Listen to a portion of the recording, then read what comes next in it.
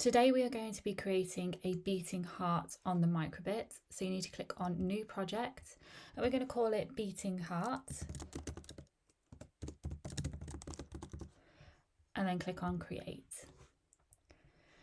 The first thing we're going to do is get rid of the On Start block. So we're going to move that over here and it will delete it. And we're going to be using this forever one.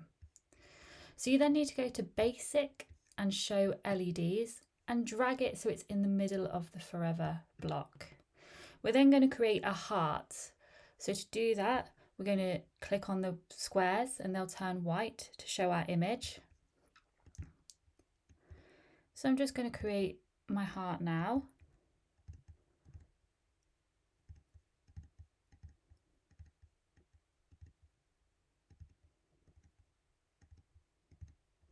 Once you've done that, I'm going to grab another Show LEDs block from the Basic and put it underneath.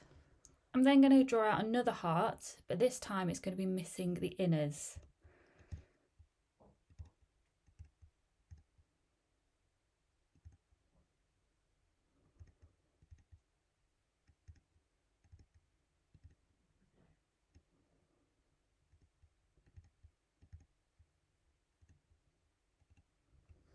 Like that. Once you've drawn out your heart, we can then test it and you can see it's already running over here. So you can see that it's beating. If it wasn't, you can press stop and play again and it will show it. What you're going to do then is you're going to want to download it to your Microbit. So remember, we need to go to the three dots first, go to settings, and in the search bar, we're going to type in downloads. And there's going to be a section down here that says ask where to save each file before downloading. Make sure it is blue and slid to the right.